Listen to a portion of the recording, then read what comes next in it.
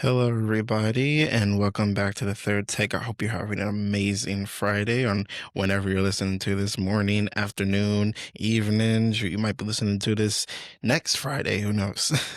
But I want to welcome you back for our episode 7, how to start your own mental health journey. It's just me today. Takai's a little busy, and she'll probably be back on next week. But for right now, you guys have me. I hope you guys had an amazing Thanksgiving as well. Hope you had took those advice and you took those tips that I left you guys in our last post on Instagram and Facebook. I think we're also Facebook cool. Yeah, I think we're Facebook cool. Today, like I said, as you've seen the title, today is how to start your mental health journey. Now, I call it a journey because your mental health journey is not a quick fix. Um, there's no like completion. Like you're not going to deal with whatever you're dealing with because life happens as we literally live it. Today, I'll basically be sharing how to start, how to guide yourself, and I'll give you some little resource at the end, but they'll also be in the description down below. Future John, remember to put this in the description. Um, Basically, as you all know, I am a psychology student. I am pursuing my master's in clinical psychology.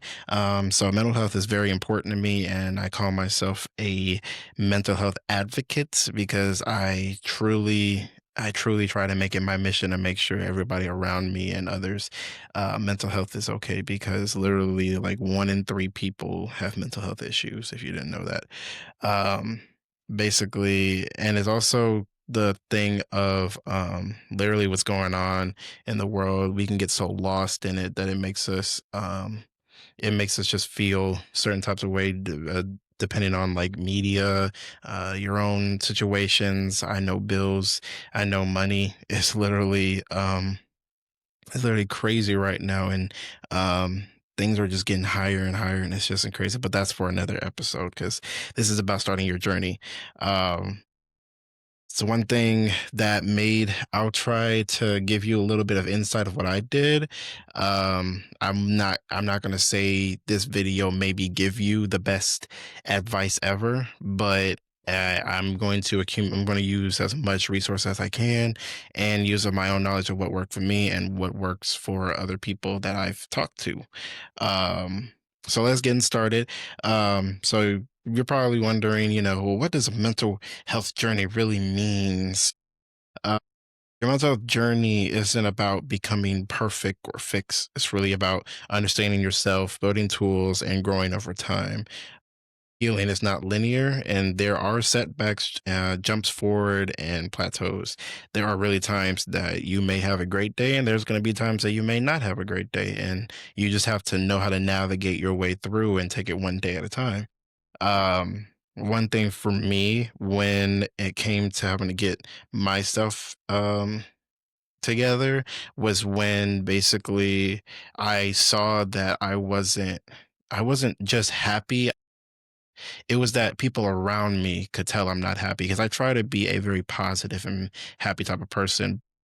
Ends up It ended up being very you could see the face that I put on a really huge face of being like, yeah, I'm okay, and hiding behind okay because men don't really talk about their mental health like that.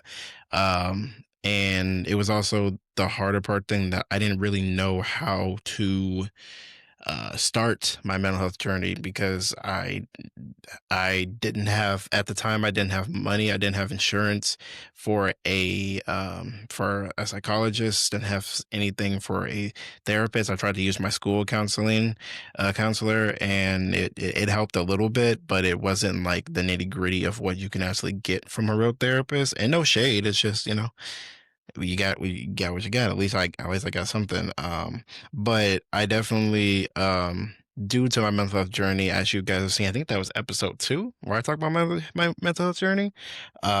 Basically, it changed my mindset of not getting fixed, but it's just changing over time and growing into the person that I want to be. Um, Basically, When it comes to starting your mental health journey, starting it is the hardest part. There's that nagging fear of confronting your own emotions, and there's also stigma, especially for men, young adults, and people who grew up without emotional support. Avoidance often also comes from just money, a diagnosis. People be like, "Oh, I need a diagnosis," or people thinking like, "Oh, do I need permission to care about myself?" You don't need money. You don't need a diagnosis. You don't need permission. You just need to be aware and willingness. And my first thing to say, and even though I am growing to be an aspiring, you know, therapist, I'm gonna be 100% real with you, especially nowadays. Therapy is expensive. It's very expensive, and most insurances don't cover it. Or most therapists actually don't cover insurance, actually, because it's not that it's hard to take the insurance. It's actually most therapists don't like taking certain insurances. And I'm kind of gonna be I want to tell you because I did it myself, base kind of. I had a therapist at the end, but it really took my therapist really made it for me to really worry about it on my own. And it was like mainly I would just do check-ins with her, and we would kind of just talk, and I tell her about how my week was, and it was just to have that escape for like an hour. But in terms of doing your mental health journey, it always starts on your own. You can really do it on your own. You can educate yourself, but you just have to have empathy for yourself. You got to give yourself grace. You have to really be willing to be aware of what's going on. One thing that pushed me, like I said, to take that first step is that people around me noticed that I wasn't feeling okay, and I was like, well, I mean, it wasn't more of a peer pressure, but it was just like now what I'm feeling is affecting others, and it's not even just because I want everybody else to feel good. It was just like that was my last straw, being like, okay, yeah, I need to worry about myself now, and it started with me just looking up, how does my not really symptoms, but like what am I feeling? A website that I used is NAMI.org. Think I say that's how I think it's how I say it right. It's NAMI.org, and that's basically the website that I use to educate myself. And that's a really good website because it tells you like different. It doesn't just give you like a book definition of like depression and all that type of stuff. It gives you like an actual like definition so that you can actually you can grasp to it. And not to insult anybody's intelligence, but for me, it definitely helped because I'll look up on Google, and Google will say 15 different things to be like, oh yeah, you are definitely like clinically depressed. Oh, you're definitely messed up. And it's not that you're just messed up, you're just going through a tough time. That's basically um what I would say. At least I wouldn't say unless you are clinically, then you have a clinical diagnosis, but you're not messed up. You just have a clinical diagnosis. Um, One thing I would say in terms of starting, not after you get through that phase of giving yourself grace and actually being willing to take care of your mental health. Self-awareness is a must in terms of this. You have to really be willing to check in with yourself. This can be basically being like, how am I really feeling? What have I been feeling? Or what have I been feeling? Why have I been feeling this way for so long? One thing that helped me out was journaling, and even though sometimes it's hard to like commit to journaling, if journaling is too hard for you, you can always do voice memos on your phone or tablet or whatever cellular device that you have. You can literally just use that as a starting point because the voice memos are pretty, low pressure. So is journaling because it's just you don't have to share your journal with anybody. It can be just a way for you to escape and to jot your thoughts down as you're going through the day. And I wouldn't even say like still to this day, I still find time to journal even in my busy life of being a student, a full-time worker, full-time boyfriend, full-time son, full-time human, just full-time citizen in America, basically. But in my in my experience, I will definitely say journaling helped me as well, as voice memos. Another thing I'd say to you is to identify your triggers and your patterns. Basically, your emotional patterns can be like when are you angry, when you feel most angry, your numbness, avoidance, overworking, you're shutting down, you're having burnout, basically identifying what's triggering that and what are your patterns to these type of triggers, and that's where you can kind of get a baseline. Oh, like, oh, I'm really stressed at work because I feel like I'm never doing enough, or I feel like I'm never getting anything done. And for me, I feel that way too, because what I do is very technical. I basically am a I don't know if I've even said this yet, but I'm a value-based care representative where we basically use Excel to track patient health outcomes. Basically, I'm basically like tracking down. I'm basically like the behind the scenes of when you go to a doctor, and I basically track making sure people got annual wellness visits, make sure they got controlled blood pressures, all that type of good stuff. Just making sure people are healthy, basically. But I'm tracking it, and definitely it's something that's very tedious and something that that is definitely, it's not hard work, it's just tedious. But you can get very lost because you just feel like you're not doing enough, because like I'm not going to tell y'all, I can't tell you how many people I have to do in just a spreadsheet. There's like, oh, almost like over 1,000 people like almost per spreadsheet. But my experience, my spreadsheets are like about like 1,000, maybe 2,000 people in there, and it's not like hard. It's just the tediousness of it, and that can add to the emotion, or to the pattern of feeling like I'm not doing enough, or like or I feel like I'm really not, I'm underworking, but I'm really overworking. And one thing I do is I try, now that I have an Apple Watch, I'm able to actually set a time where I can actually like take a break, and my watch will be like, okay, it's time for you to stand and go walk around. And basically, I take like a nice little 2 to 3 minute break, nothing too crazy, because you know you're there for work and you're working in the healthcare industry, so you need to do work.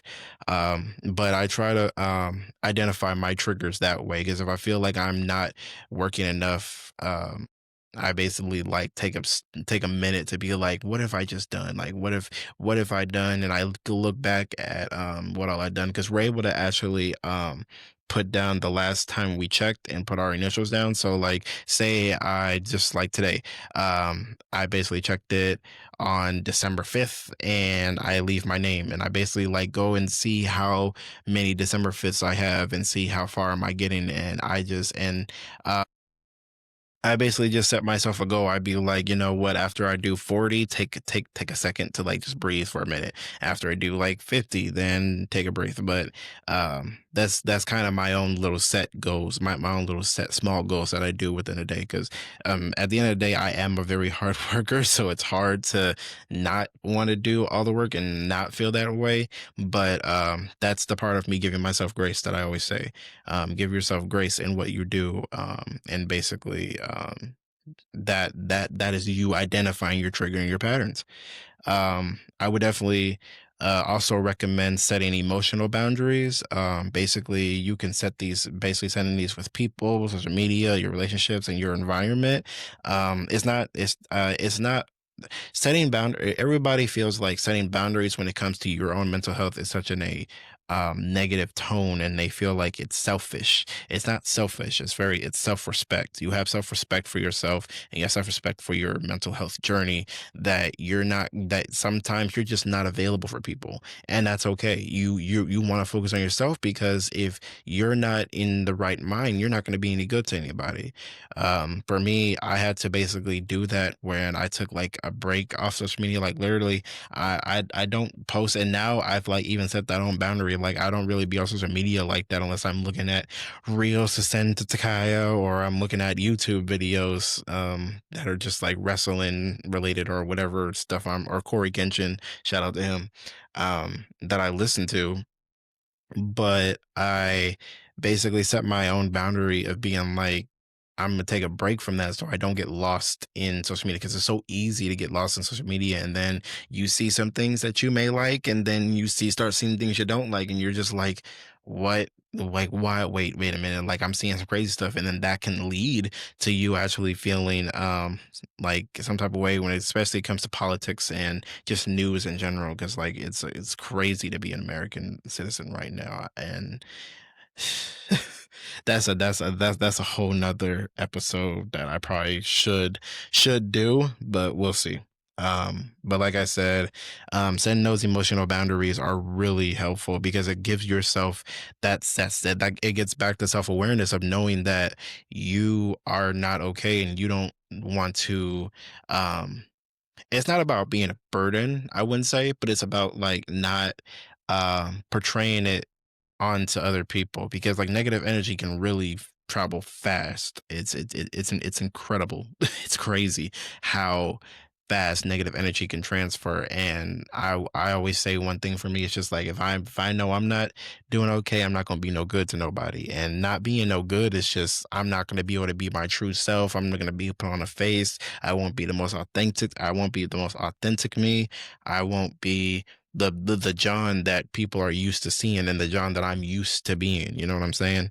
Um, so definitely setting emotional boundaries, and it's okay to set it with people. It's okay to even set in your relationships. Um, Man, there's so many times where me and Takaya, even as a new couple, we can like kind of tell like when the other person's not okay, and we'd be like, "Do you want some space?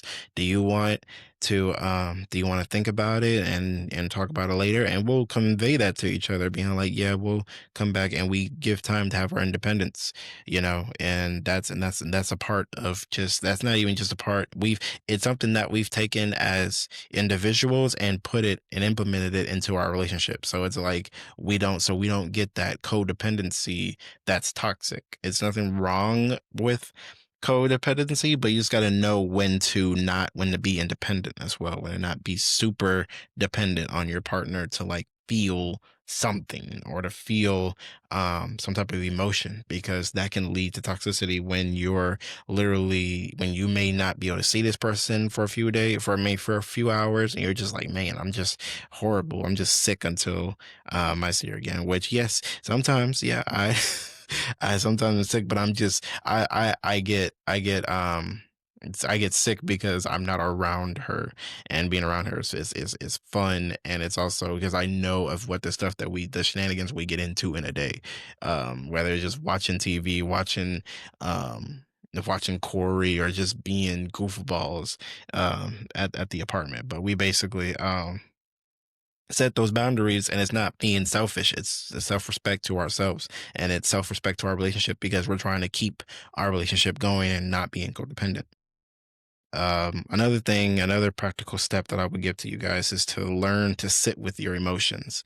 It's you have to be able to be uncomfortable, and having that uncomfortable feeling does not mean like you're a failure or like, dang, I can't be uncomfortable.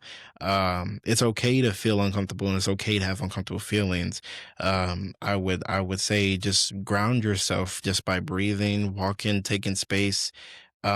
Something you need to take some type of space out for yourself so that you can actually um get your mind right because when you're not able to sit with yourself and be able to sit and think to yourself to be like, man, what's it's not even a man what's going on, but it's more of a man, I'm not feeling okay, let me try to process my emotions. Is what I always say, is just process your emotions. um Definitely taking space to just sit to yourself, and either you can listen to music. It doesn't everybody feel like you have to always meditate. If you like to meditate, if you like it, if you try it and you like it, hey, do it for yourself. Me, I when I first started like meditating whenever I'm feeling down, I was literally like, this is crazy, but it actually allowed me to just sit there in silence, and I was able to um literally just be myself and be with my emotions. And then after a while, I started adding in like little just instrumental, calm, peaceful music, or I would put in like a waterfall, like those little waterfall videos on YouTube, and that would help me just basically just sit there and relax and just calm myself down. Um, you have to just be able to sit to yourself and just be able to process what you're doing and care for yourself. And it just take that time to really just talk to yourself, even if it's in your head or if it's just out loud, because your voice is the strongest voice you're going to hear. So be good to yourself, and when you're doing that, give yourself grace. Don't just hold yourself like to the highest standpoint, because nobody's ever going to be perfect. You're gonna put yourself on a pedestal that you can't beat. And you have to just be able to control your own mind um and recognize what you're going through. And sometimes when it comes to these practical steps, I definitely say just dibble and dabble with it, or dibble and dabble with of what fits you. When you're doing these type of tips, I would just find some positives, because it's so easy to be stuck in the negatives. um and another thing that I'm a talk about a little bit, I'm gonna talk about more about, is seeking support. Even if it's, and everybody is always like, you yeah, talk to a trusted adult, talk to a trusted friend, talk to a trusted therapist. And sometimes those things either aren't accessible, or it's really hard for that individual to trust those people. It always, like I said, it always starts with yourself. And once you are able to understand yourself and understand what you're going through and be able to check in with yourself, I swear community and um community will definitely come to you, especially when it comes to your family or friends, because they're always going to be there to watch out for you. And when, like I say, sometimes it's not accessible, um, for you to have these type of resources like therapy, because like for me, I was lucky to have therapy um, through some type of insurance that I had. It was mainly a me journey. I had to do this. The part that really counts is what you put into it. Therapy is what you get out, is what you put into it. That's what you're gonna get out of it, honestly. I will always say that. Um, so like you can start with yourself, and then you can normalize taking those small steps of like talking to a friend. You can join an online community. There are so many online communities that you can actually talk to different people that are going through what you're going through, whether if it's grief, um, just depression, sadness, all types of stuff. There's actually groups out there for you, and I'll leave one in the description below as well. And also just just educate yourself, because once you can actually learn of what's going on with you, and learn more about how you're feeling, and being like, oh, this is really how I'm feeling, you can know how to navigate your way of talking to other people. um I would say, try, like I said again, try some guided meditations, because it's very helpful in terms of sitting with yourself and sitting with your emotions.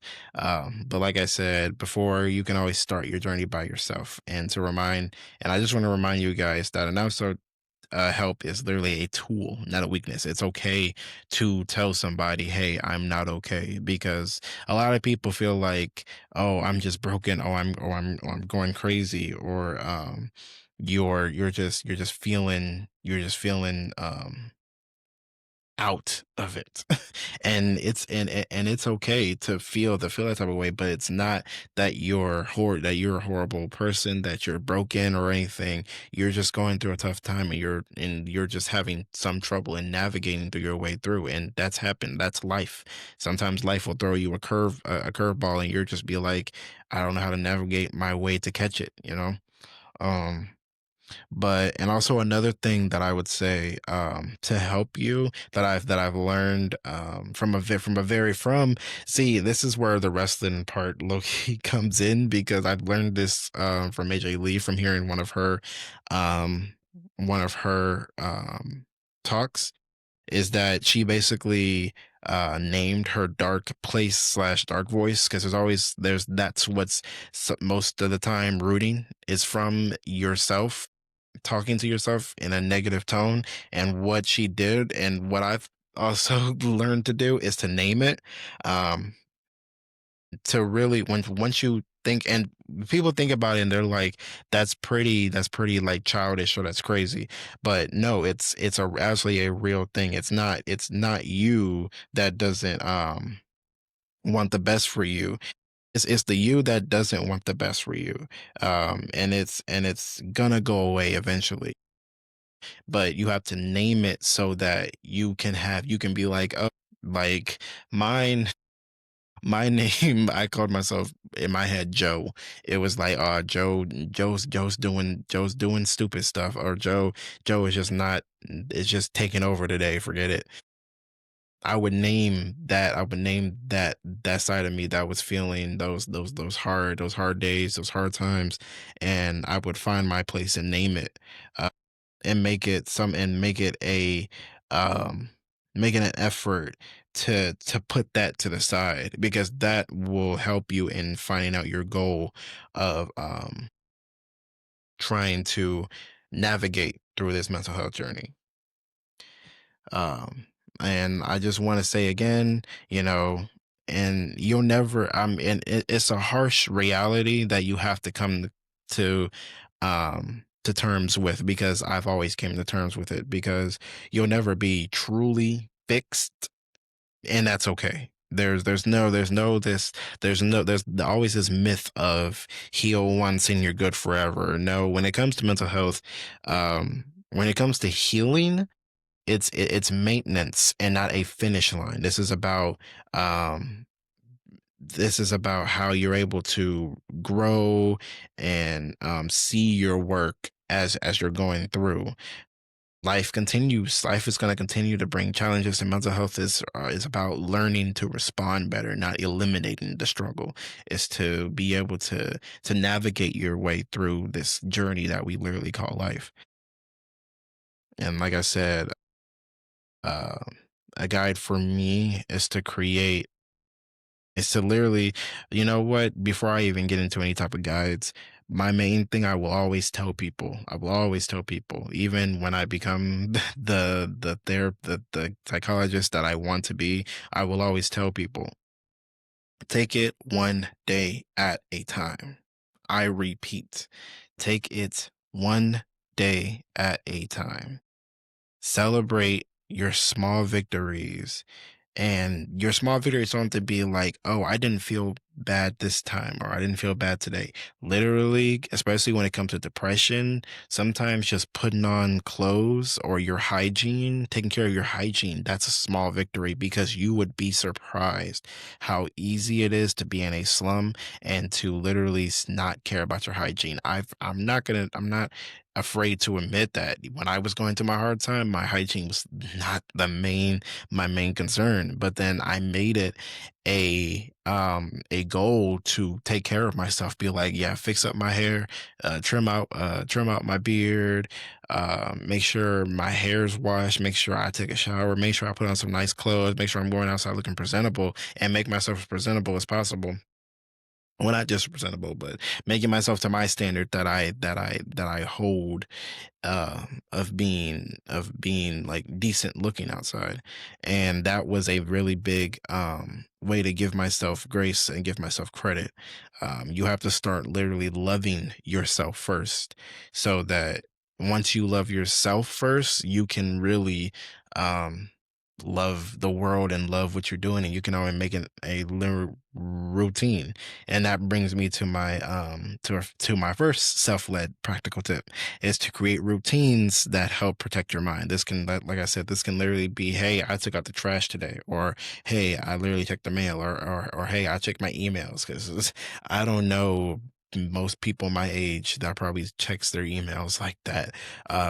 Or just making, or even just like I said, caring about your hygiene. That can be one of your small. You can create a hygiene routine where you be like, all right, this is my time. I'm gonna wash my face, put some exfoliator on. Yeah, I know what exfoliator is.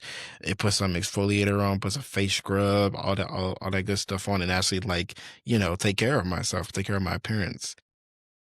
I would also another practical tip I would give is to limit toxic environment or people. Once you find your triggers, try to eliminate those. Try or not. I wouldn't say eliminate. I would say try to limit your those encounters with that toxic environment because the more that you're out of those environments, the less stressful you can be. And if your stressor is work, you have to figure out what is at the root at work and try to avoid that root in that emotion.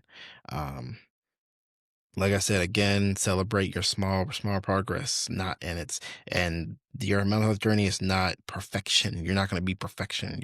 It's going to fit as to fit what you feel like is working. And sometimes there's going to be stuff that you try and you be like, this ain't working. You move on to another one. That's basically what you have to do. You just have to find whatever fits for you. What I'm saying to you may be just like, man, this stuff doesn't really work for me. Try to find what finds for you. I hope, like I said, this video isn't going to be a total 100% way how to start your mental health journey, but I'm hoping that I can at least put somebody on their way of starting their mental health journey.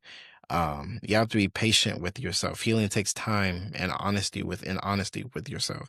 You have to give yourself grace. One thing I used to always tell myself is that if I can't kill myself, no one else can.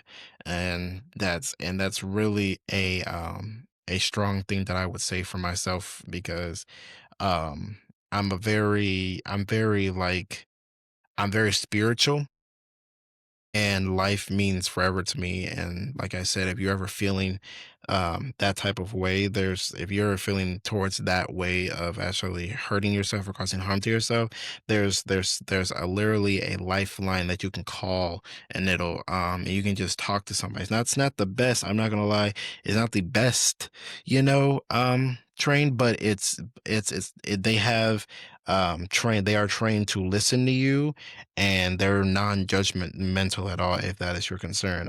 I would dial 988. They're kind of like the equivalent to 911. I would dial 988, or you can go on their website, 988 lifeline.org, and they are actually trained to listen to you if you're feeling those suicidal thoughts.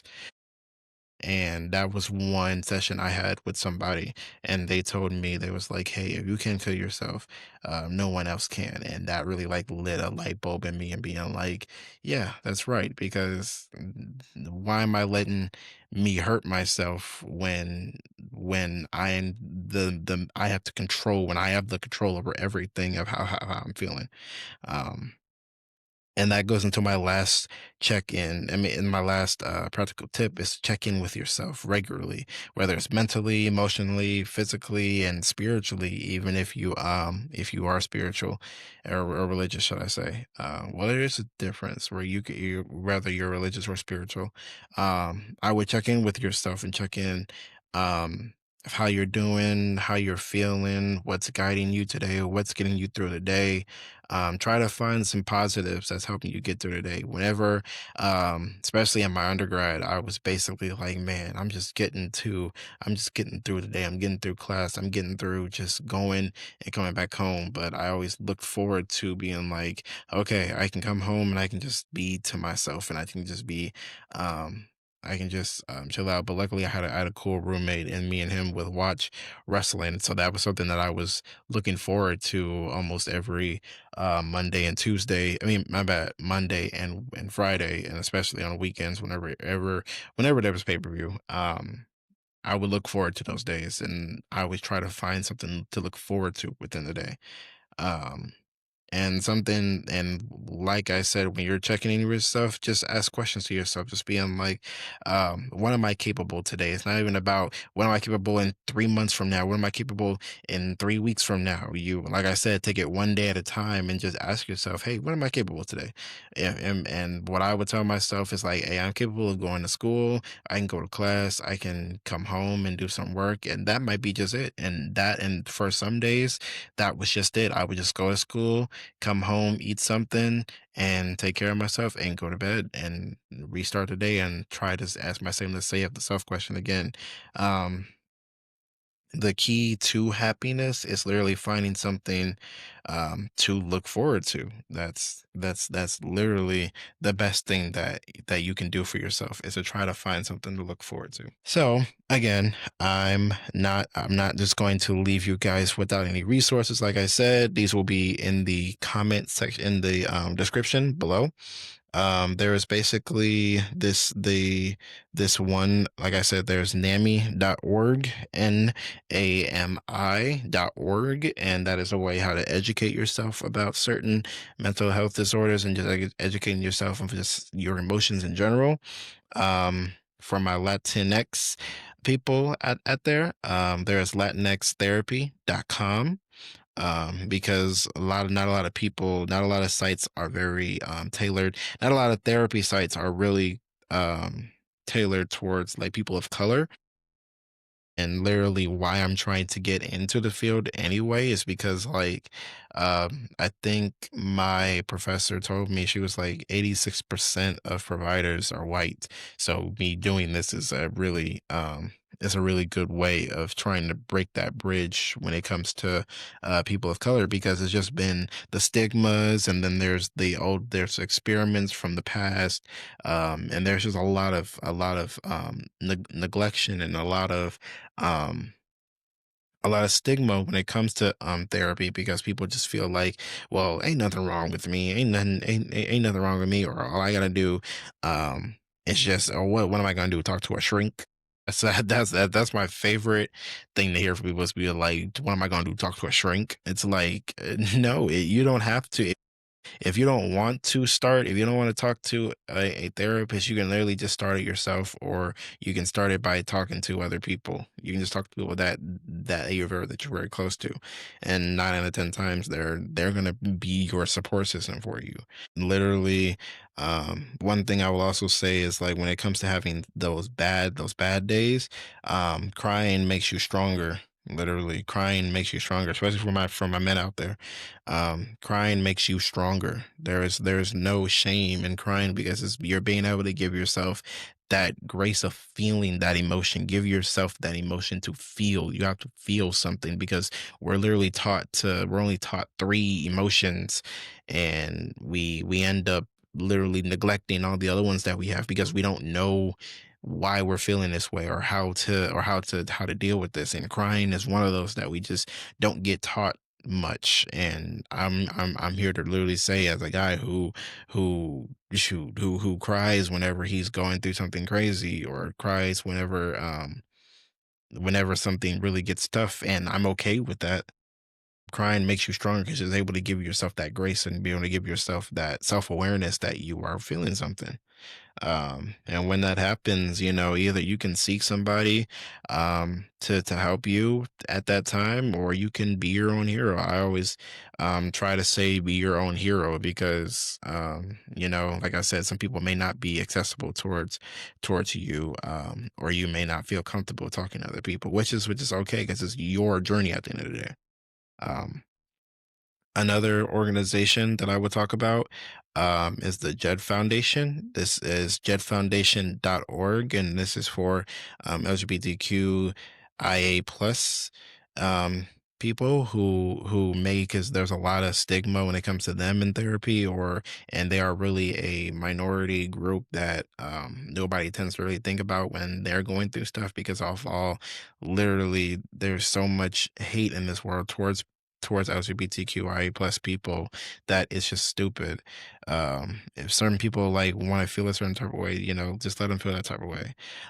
There's the trevorproject.org, the trevorproject.org, and then there's another LGBTQIA plus organization called translifeline.org, and I believe that is, well, as it is literally in the name, but I think it is a line for people who are feeling suicidal thoughts and who are trans. um I believe, again, I'll like I said, I'll put all of these in the description below. But if you're a person that's just like, I don't have time to look at or how to look up a website, there are literally therapist react channels on YouTube. There's mindful and meditation trance channels. There's mental health podcasts, such as The Third Take, that you can listen to. Um, there are different tools on your app, on your phone. Like, you don't understand how really helpful your phone can be. If you don't feel like writing out a journal, you're like, man, I'm not much of a writer, and you don't feel like doing voice memos, you can literally journal on your phone. And because you tap on it, because most people tap on it every day. So you can do voice memos, and you can like voice talk your text into your journals. There's breath working apps. There's mood tracking apps. There's free guided meditations. I'm gonna try to look some up and put them in the description. But if they don't make it, I sincerely apologize. But the websites that I told you before, those will definitely be in the description below. But in terms of these some of these tools, I'll have to do a little bit more research with that. But if they're not going to be in the description of this episode, I will probably make a separate post about them myself, and just put them as like resources, or materials for you guys. And like I said, most of all, there's always community. There's online support groups, local wellness centers. There's campus and workplace mental health resources. Some people, like, I know I've been saying, like, I didn't really get much help. I got help. It just wasn't the help that I per se that I wanted. But like I said, sometimes campus or workplace mental health resources are really helpful for people, because at least give them a start. And I'm never going to fault them on that, because they were able to give me my start to my mental health journey, to at least help me try to identify what's going on. Some books that would be helpful also, I would say The Mountain Is You by Brianna Wiest. I think I said it right. Like I said, again, it's The Mountain Is You by Brianna West. That's Wiest. There's Atomic Habits by James Clear. The Body Keeps the Score. It's a it's a it's a trigger warning book, though. I'm not gonna lie. It's by Bessel van der Kolk. It is a very triggering book, because it talks a lot about trauma. And there's also Set Boundaries and Find Peace by Nedra Top Top Twab. I've always stumbled in terms of saying her last name. But like I said, I'll put these in the description below, so for you guys to see when this video comes out. But basically, that's my um I guess that's what some people would say. That's my TED Talk.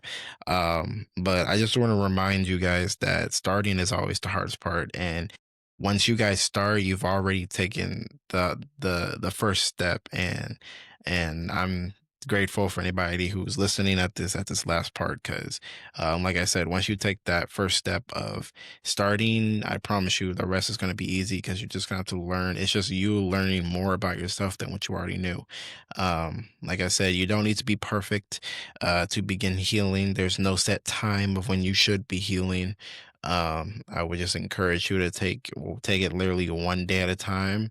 Um, and one thing I'll definitely say, if you're watching this last episode, watching the end of this episode, to take one small action after listening to this, like either journaling, taking a walk, or setting a boundary just for yourself that you can do. Just try something really quick, and see how it does if you're feeling that type of way. Um, that's all I have for you guys today. Thank you guys for tuning in. I know it's a very short episode. Usually the longer episodes are because of me and Takaya, but I just wanted to give you guys a good basis of just how to start. And I will see you guys next week. Thank you for watching the third take. I'll leave you with this: your mental health journey does not start when you are feeling ready. It starts when you decide that you deserve better, one step at a time. So keep going. This has been a third take. Until next time, take care of yourself and each other. Peace.